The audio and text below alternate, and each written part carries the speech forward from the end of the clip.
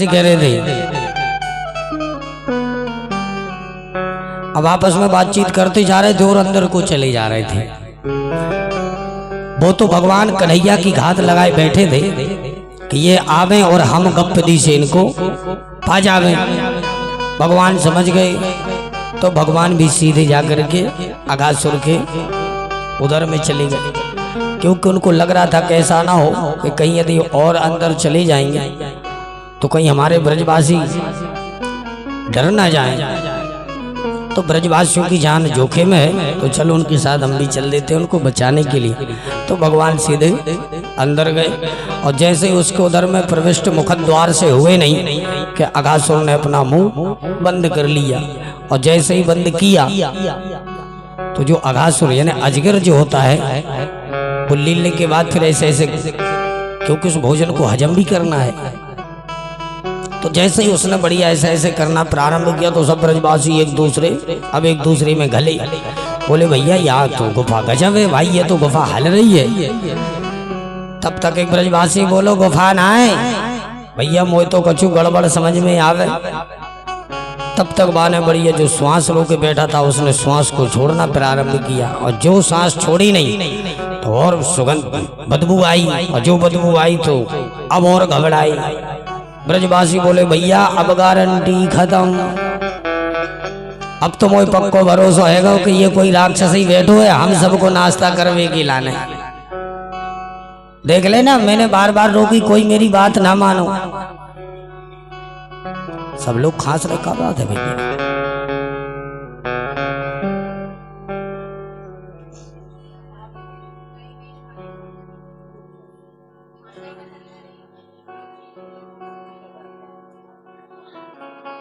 मिर्ची भी जरूरी है ना। भगवान हम आज नजर लग रही बार बार भूत प्रेतन की, जो देते आ रहा है घासुर बकासुर तृणावर्त कहूँ फलाने कहूँ शकटासुर, तो भगवान की राई नौन मिर्ची से तो नजर उतरत है। ऐसे ही सब जने पहले खांस लो, आओ कथा बाद में हो जाए, 2 मिनट खांस वही खिलाने दे गए, खांस लो सब जने, आओ तो ना हम ही खांस लेंगे, सब जने खांस लो, फिर खांसी नया है को खिला। ऐसा ही खांस लो पंडित जी यारो, ऐसा ही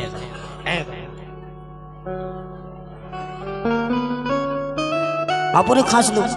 हमें छुट्टी दी गई सब खिलाने, अब खांसवे की छुट्टी है। तो मनो तो नहीं आ रही खांस, साउंड वाले भैया आप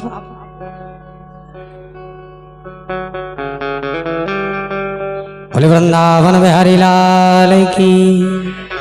अब हम कहां से ले रहे हैं, अब सबने खांस ला हुई तो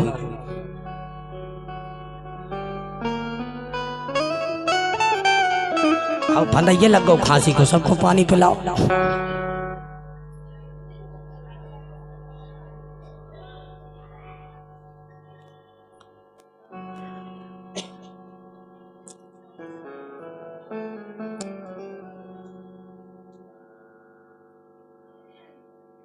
तो जैसे ही सब ग्वाल आपस में बोले भैया अब तो सबकी गारंटी खत्म है,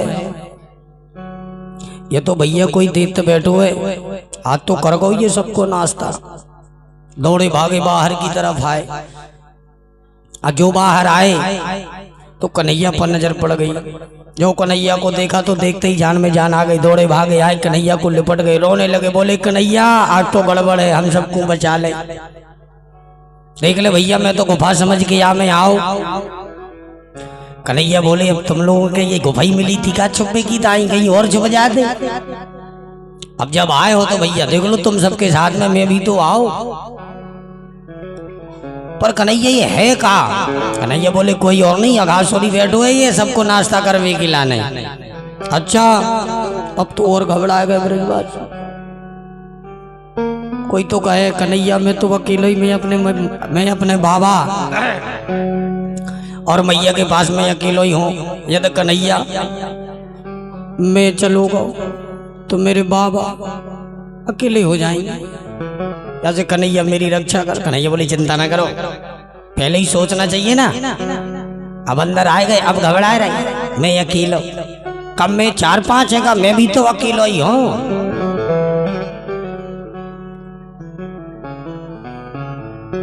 अब भगवान सीधे आकर के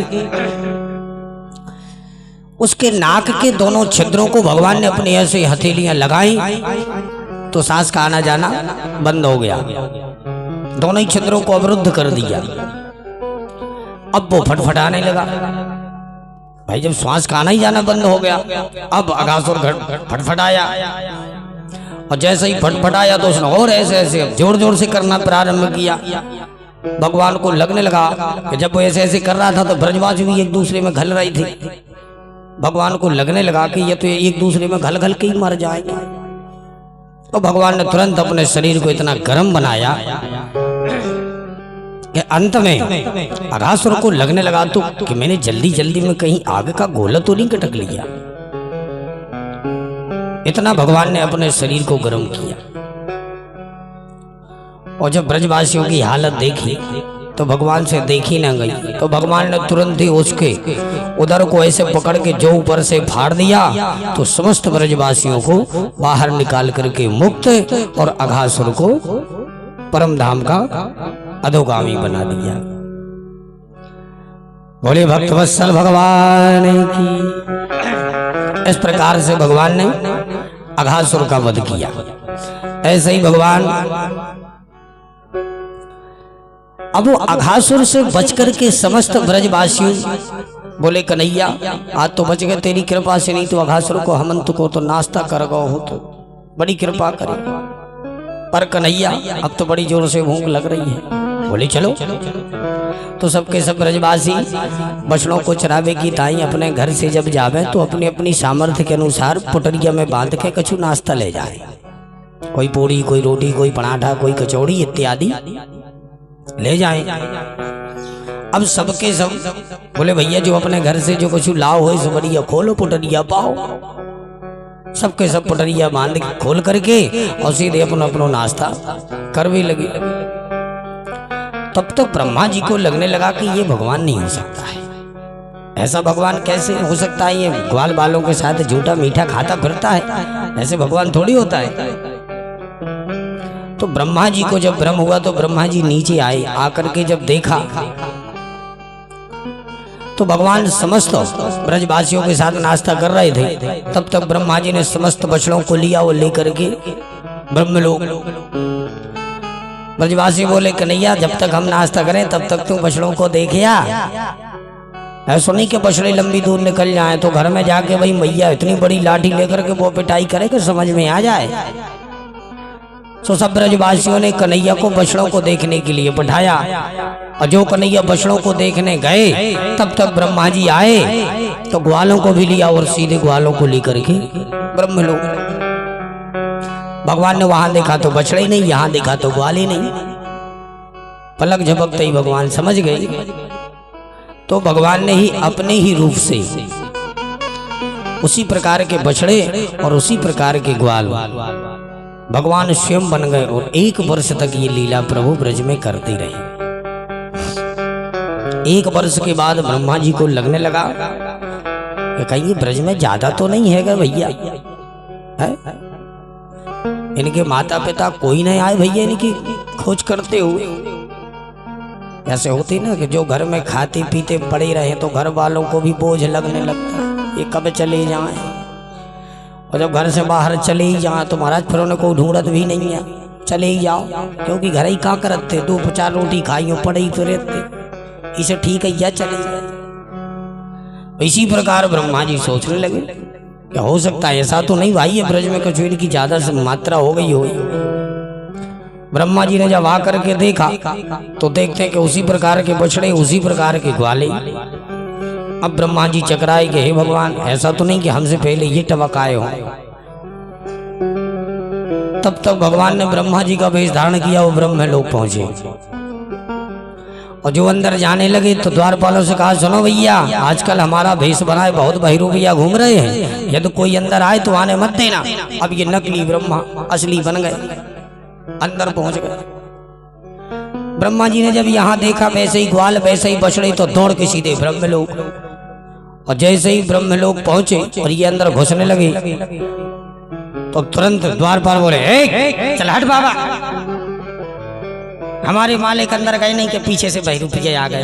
अभी अभी हमारे मालिक बोल के गए थे कि भैया हमारा रूप बना करके बहुत से बहरूपिया घूम रहे हैं इस लोक को पाने के लिए। देख लो हमारे प्रभु गए नहीं कि बहरूपिये आ गए। अब ब्रह्मा जी घबराए, हे भगवान असली तो हम हैं, ये बहरूपिया को असली समझ रहे हैं। कहाँ ये कौन है भैया? अब ब्रह्मा जी ने नेत्र बंद किए। जो ब्रह्मा जी ने नेत्र बंद किए तो पलक झपकते ही समझ गए। तुरंत स्तुति करने लगे, हे प्रभु आइए, मैं तो आपकी लीला को समझ ही नहीं पाया। तुरंत भगवान वहां से आए और जो भगवान ब्रह्मा बने आए तो असली ब्रह्मा जी ने नकली ब्रह्मा को प्रणाम किया। और जो नकली ब्रह्मा को प्रणाम किया तो ब्रज जो वहां पर पहरेदार लगे थे वो बोले, देख ले महाराज, क्यों हवा निकल गई ना मालिक को देख के। अब उन्हें कहा पता, पर भी असली को नकली और नकली को असली समझ रहे द्वारपाल भी। अब असली नकली ब्रह्मा को प्रणाम करें। अब जब नकली ब्रह्मा को प्रणाम करें तो वो भी तो सब नकली को ही असली समझे। और बोले, देख लो मालिक, आपको देख के ही हवा निकल गई, आप अंदर गए नहीं कि बहरूपिया आ गए आपका भेष बना करके। अब ब्रह्मा जी ने मन में सोचा, हमारी तो कुछ ज्यादा ही बेइज्जती हो चुकी है। चरणों में प्रणाम किया, हाथ जोड़ करके प्रार्थना की, प्रभु हमसे महान अपराध हो गया। भगवान ने कहा, अपने बाप की परीक्षा लेने आ गए थे। ब्रह्मा जी किसके पुत्र हैं? भगवान श्री हरि के दिव्य नाभि से कमल और कमल से ब्रह्मा जी का प्राकट्य होता है। तो आज भगवान कहने लगे, तुम अपने पिता की परीक्षा लेने आ गए।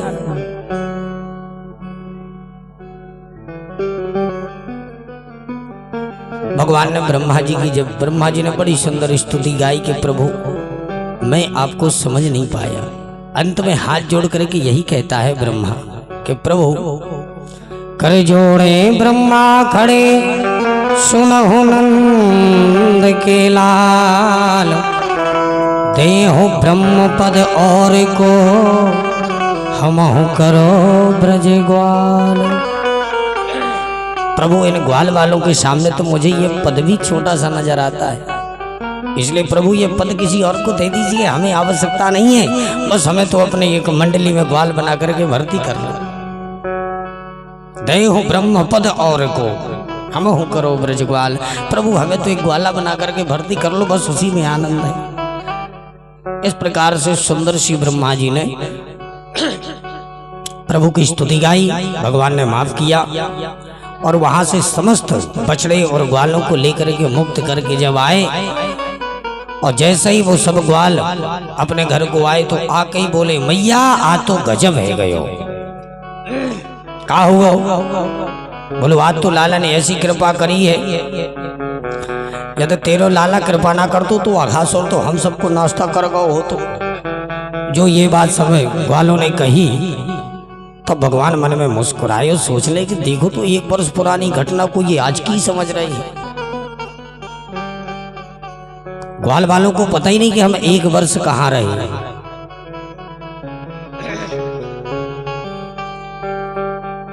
इस प्रकार से भगवान ने ये लीला करी। अब कन्हैया बोले, मैया अब तुम्हें बहुत बड़ो है गए हो, अब हम बछड़ों को नहीं बड़ी बड़ी गायों को चराएंगे। ठीक है कन्हैया। विद्वान ब्राह्मणों को बुलाया, शुभ मुहूर्त निकाला। कार्तिक शुक्ल अष्टमी, जब कार्तिक शुक्ल अष्टमी, उसको गोपाष्टमी कहते हैं, उस दिन से भगवान ने बड़ी बड़ी गायों को चुराना प्रारंभ कर दिया। अब बछड़ों की एक सीमा होती है कि कहाँ तक लेके जाना है, नगर से अधिकांश बाहर तक, पर गायों की कोई सीमा नहीं, चाहे जितने दूर ले जाओ। तो बड़ी बड़ी गायों को चुराना प्रारंभ कर दिया और भगवान का एक नाम वहां हो गया गोपाल। बोलिए गोपाल भगवान की। पर कंजूसी है? बोले गोपाल भगवान की। ऐसा ही। अब हम समझ गए, माने जबलपुर शहरवासी जितने हैं वे सब 2 बार है जे बोलत, एक बार हरई से, फिर दूसरी बार जोर से। चलो अच्छी बात, अब ना हम के भी अब एक बार बोल, अपना आराम से बोलो, दूसरी बार बोलने बनो, ठीक है। अब जो ही तो हम समझ जा रहे हैं आप और हम भी कि आप लोग कैसे हैं। बोले गोपाल भगवान की। तो भगवान ने बड़ी बड़ी गायों को चराना प्रारंभ कर दिया। अब जैसे ही बड़ी गायों को लिया तो और आगे बढ़ते चले गए। अब चलते चलते सीधे जाकर के ताल वन में पहुंचे महाराज। तो वृंदावन में एक वन थोड़ी है, वृंदावन में तो बहुत सारे वन है, ताल वन, निधि वन, बेल वन, काम वन, बहुत सारे वन है। तो सीधे जाकर के ताल वन में पहुंच गए। जब ताल वन पहुंचे तो पहुंचते ही सब ब्रजवासी बोले, दाऊ भैया तेरी इन भुजाओं में बल तो बहुत है, पर आज तक तूने इनको बल ना दिखाए हो। कहा देखो चाहो भैया। बोले हमें तो से लड़ने थोड़ी है। अरे यह तालवन में देखो बढ़िया सुंदर सुंदर पके पके फल लटक रहे हैं, बस नहीं खावे की इच्छा है रही है। अरे बोले इतनी सी बात, हाँ भैया हाल लो। और तुरंत दाऊ भैया तालवन के अंदर कूद गए।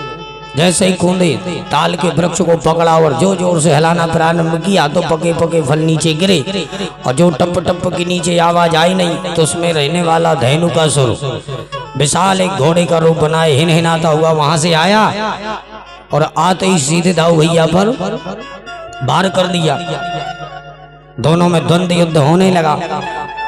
तो दाऊ भैया ने भी जैसे उसने पीछे के पैरों को उठा करके मारने का प्रयास किया तो दाऊ भैया ने दोनों पैरों को पकड़ करके और चकरकन्नी की तरह घुमा करके ताल के वृक्ष में ही रगड़ दिया। सो धेनु का सुर गोविंदाय नमो नमः। बढ़िया पके पके फल जब नीचे गिरे दाऊ भैया बोले, भैया ब्रजवासियों सब आ जाओ, खूब चकाचक खाओ, पुटरिया बांध के घरे भी ले जाओ। फिर क्या हुआ महाराज, सभी ने बढ़िया चकाचक खूब बढ़िया फल खाए, खा करके पुटरिया बांधी, खोपड़िया पे धरी, घरे भी ले आए। ऐसे दाऊ भैया ने ये लीला वहां पर की। बोले बलदेव की, बोले बल्लाऊ भैया की। हाँ देखो हम समझ गए थे कि 2 बार बोला तो। इस प्रकार से दाऊ भैया ने भी ये लीला की। अब दाऊ भैया ने ये लीला की तो भगवान को लगने लगा कि आगे जो ये कार्य हमें करना है उसमें दाऊ भैया को ले नहीं जाना है, ये कार्य हमें अकेले ही करना है। तो दाऊ भैया तो हमारा 24 घंटे साथ छोड़ते नहीं, तो दाऊ भैया छोड़ें कैसे। तो तुरंत आकर के घर में भाषा ही बदल दी। बोले मैया आज तो दाऊ भैया ने गजब कर दियो। का कियो? बोले आज तो दाऊ भैया ने कि गधा मारो है। अब सब लोग परिहास करने लगे। बोले मैया आज तो दाऊ भैया ने गधा, बोले गधा मारो है। और जो गधा की बात कही नहीं सो दाऊ भैया क्रुद्ध हो गए। बोले देख ले मैया, गधा की कितने जल्दी बताए दई, पर यह ना बताई कि कैसे पके पके फल इन सबको खवाए। और गधा की कितनी जल्दी बोल दी। कन्हैया आज से तेरी पार्टी अलग और मेरी पार्टी अलग। कन्हैया तो चाहते ही थे। तो तुरंत ही दाऊ भैया अलग हो गए और कन्हैया भी अलग हो गए। अब कन्हैया अपनी पार्टी अलग बना के, क्योंकि भगवान को एक आगामी कार्य जो करना है कि यमुना के अंदर एक कालिए जो बैठा है, तो दाऊ भैया भी शेष हैं और हमें शेष को दंड देने जाना है, जल को पावन और निर्मल बनाने। तो भाई कालिए को मारेंगे तो इनको भी कष्ट होगा, क्योंकि ये जात बिरादरी के हैं भाई, वो भी शेष है और ये भी शेष है। जब शेष को मारेंगे तो शेष को तो बड़ा दुख होगा ना, तो इसलिए ये ना जाए तो अच्छा है। तो भगवान अपनी पार्टी लेकर के तो एक दिन नंद बाबा के पास में समस्त ब्रजवासी वयोवृद्ध बैठ करके बातचीत कर रहे थे। तो कन्हैया ने सुन लिया, और जो कन्हैया ने सुना तो एक दिन कन्हैया गए सीधे कदम्ब के पेड़ पर चढ़े और यमुना में सीधे कूद गए। अब यहाँ पर एक प्रश्न खड़ा होता है, कई जगह सुना होगा आप लोगों ने कि भगवान यमुना के किनारे खेल रहे थे गेंद खेलते हुए वो गेंद गिर गई। फिर वो श्री दामा की गेंद थी। जब श्री दामा ने कहा नहीं हमें वही गेंद चाहिए, तब भगवान कूदे, पर ऐसा भागवत में नहीं लिखा है। ये काल्पनिक कहानी है। भागवत के अनुसार भगवान सीधे गए, कदम पर चढ़े और सीधे जाकर के यमुना में कूद गए। और जैसे यमुना में कूदे तो नाग की 2 पत्नियां थी। जब दोनों पत्नियों ने देखा तो दौड़ी भागी। छोटे से नन्हे से बालक को देखा तो दौड़ करके आ गई। बोले भैया कैसे यहाँ आ गए, तो ही पता ना है, जल्दी यहाँ से भाग जा। अभी हाल मेरे स्वामी सो रहे हैं, यदि उनकी नींद यदि खुल गई तो समझ ले तेरी गारंटी खत्म। भगवान बोले कहाँ है तुम्हारे स्वामी, उन्हीं से तो मिलवे आए हैं। बहुत नाग पत्नियों ने समझाया, भगवान जब ना माने, भगवान बोले नहीं हमें तो उनसे ही मिलवे आए हैं, अब हमें क्यों समझा रही हो। नाग पत्नियों ने कहा भैया जब जीवे की गारंटी खत्म है तो चलो मिलवाए दे रहे। सीधे नाग पत्नियां खुद ले गई। महाराज जैसे ही नाग पत्नियां पास में ले जा करके भगवान को नाग के सामने खड़ा कर दिया, कन्हैया को। अब कन्हैया सोचने लगे कि ये हमसे भयो वृद्ध है, तो बड़ों से अब ये नींद में सो रहा है, तो जगाने के भी अपने से बड़ों के लिए कुछ नियम होते हैं। ऐसा नहीं कि अपने से बड़ों को जगाना है और यहाँ से दौड़ करके जाओ, कहाँ है उठो, ऐसे थोड़ी उठाया जाता है? जो जिस योग्य होता है। भगवान ने सोचा हमसे भयो वृद्ध है, चलो इसके पैरों को दबाते हैं। अपने से बड़ों के पैरों के पास बैठ करके दबाना प्रारंभ करो हल्के हल्के से, तो बढ़िया उनकी नींद खुल जाती है। तो आज भगवान सोच रहे कि अब इसके पैर हम अपने इतने इतने हाथों से कहाँ तक दबाएं, तो भगवान पैरों से ही पैरों को दबाने लगे कि दंड भी देना और दंड के साथ साथ नियम का भी उल्लंघन नहीं करना है। इसलिए भगवान ने उसकी पूंछ को बड़ी जोर जोर से दबाना प्रारंभ कर दिया। और जैसे ही दबाना प्रारंभ किया तो सोते हुए नाग की अब नींद खुली। जब नींद खुली नहीं तो 101 फन उसने तैयार अपने किए, फुला करके जब खड़ा हो गया तो भगवान यहाँ से वहाँ दोनों में द्वंद युद्ध होने लगा। युद्ध होते होते भगवान ने जो एक छलांग लगाई तो सीधे आकर के फनों पर खड़े हो गए। जब फनों पर भगवान खड़े हुए तो एक फन से भगवान को काटने का प्रयास करे तो भगवान उस फन से दूसरे फन में, जब तीसरे फन से काटे तो भगवान चौथे फन में, ऐसे करके भगवान भोलेनाथ जैसा तांडव नृत्य करने लगे। अब भगवान कैसे कर रहे हैं तांडव नृत्य, सूरदास जी के पंक्तियों के माध्यम से हम लोग थोड़ा सा दर्शन करेंगे। तांडव गति मुंडन पर नाचत गिरधारी, तांडव गति मुंडन पर नाचत गिरधारी,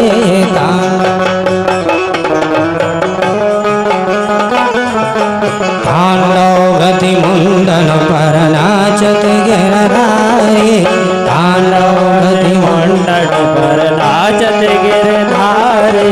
पम पम पम पम पट कद पम पम पम कानन ऊपर बिम बिम बिम विनती करत नाग बधुआरी, तांडव गति मुंडन पर नाचत गिरधारी, तांडव गति मुंडन पर नाचत गिरधारी।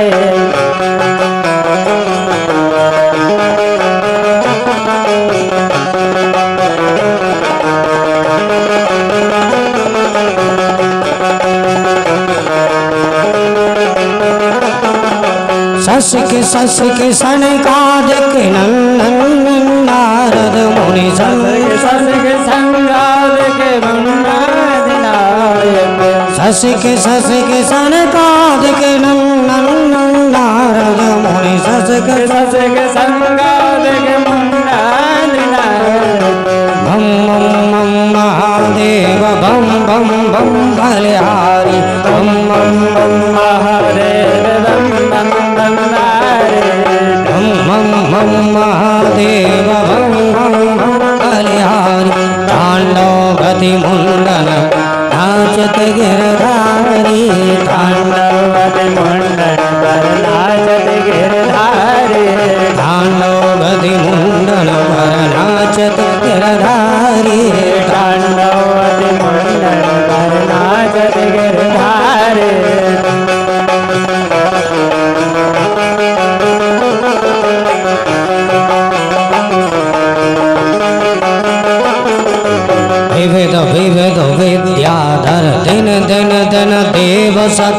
घन घन मुनि गंधर्व नाचत दैतारी तांडव गति मुंडन पर नाचत गिरधारी तांडव गति मुंडन पर नाचत गिरधारी तांडव गति मुंडन पर नाचत गिरधारी तांडव गति मुंडन पर नाचत गिरधारी सूरदास प्रभु की मान किन किन किन हो न जान चन चन चन परन पियो निर्भय कियो कारी तांडव गति मुंडन पर नाचत गिरधारी तांडव गति मुंडन पर नाचत गिरधारी तांडव गति मुंडन पर नाचत गिरधारी।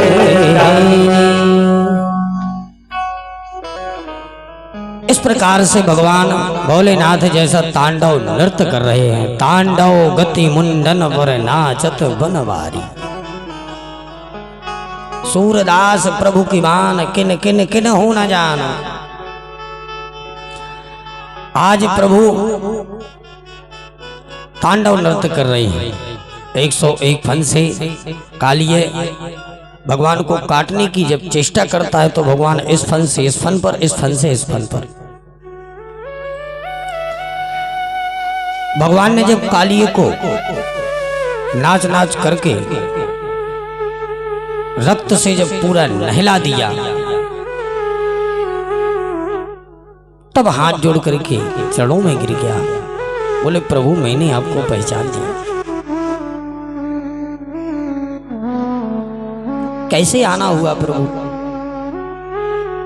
भगवान ने समझाया क्यों रे मूर्ख, यहाँ बैठ करके दूसरों के घर में अपना कब्जा किए बैठा है और फिर भी पूछ रहा है कि आप कैसे आना हुआ है आपका? यहां से जितनी जल्दी बन जाए खिसक लो, भाग जाओ यहां से। तब उसने कहा प्रभु मैं तो यहाँ अपने परिवार के साथ प्राणों को बचाए छुपा बैठा हूं। भगवान ने कहा सुनो, समस्त सर्पों के लिए हमने सुंदर से एक रमणीक नगर दिया है, उस रमणीक नगर में समस्त सर्प वास करो। फिर भाई तुम यहाँ क्यों छुपे बैठे हो? तब उसने कहा महाराज गरुड़ वहां पर जाकर के समस्त सर्पों को खा लेता है, इसलिए महाराज गरुड़ के डर से ही अपने प्राणों को छुपाए यहाँ बैठा हो। भगवान ने कहा सुनो, अब तुम्हें किसी का डर नहीं है, निर्भीक होकर के यहाँ से जाओ। क्यों? बोले तुमने देखा नहीं है नाच नाच करके ढुमके लगा लगा करके तुम्हारे सारे फनों पर जो हमने ये सील ठोक दी है। भाई जब बड़े अधिकारी की सील लग जाए तो छोटे अधिकारियों की फिर जरूरत नहीं है। भाई जब बड़े अधिकारी ने कह दिया कि ये हमारे साइन है चले जाओ, फिर क्या कर सकता है? तो छोटे अधिकारी के पास क्या जाना है, कोई आवश्यकता ही नहीं है। ऐसे ही भगवान बोले भाई हमने सील का जो ठिप्पा लगाया है अब निश्चिंत होकर के जाओ। ये साइन देखते ही बिल्कुल गरुड़ दौड़ करके भाग जाएगा।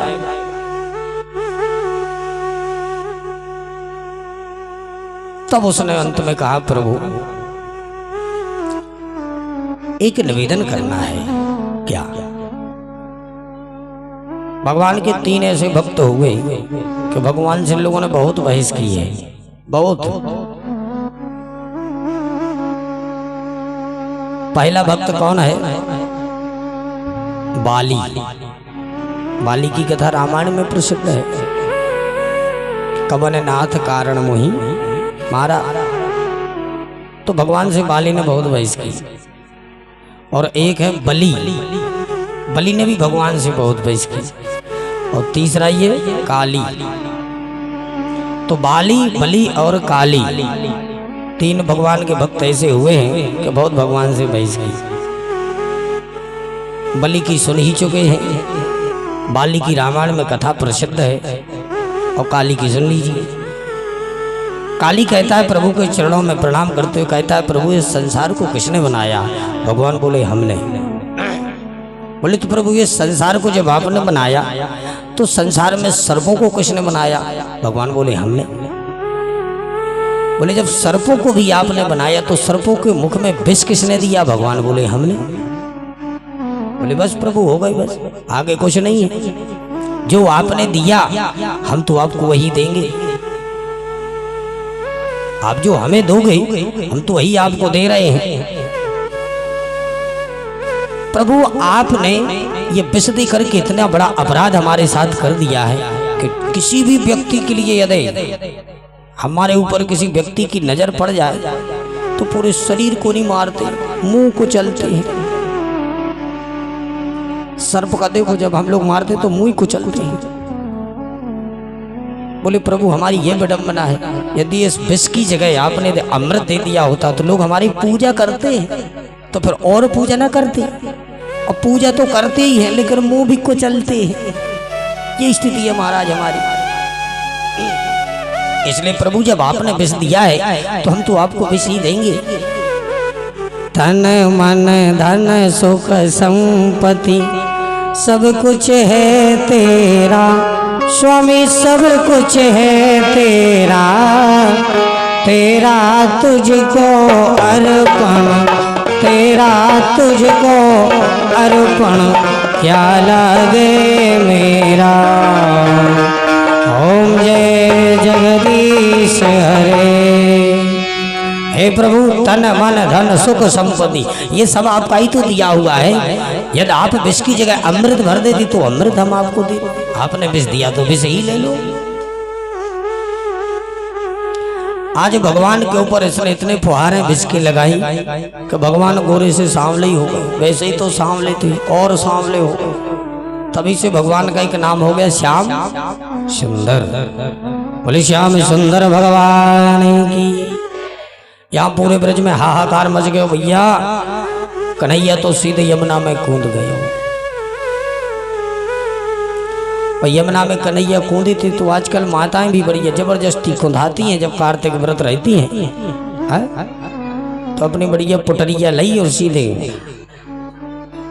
नदी में कुआं में जब कछु ना मिले तो बाल्टी के में बढ़िया पानी भरो बा में बार बार पटके। कन्हैया एक बार कूदे, माताएं अब हर वर्ष रोज बार बार जबरदस्ती।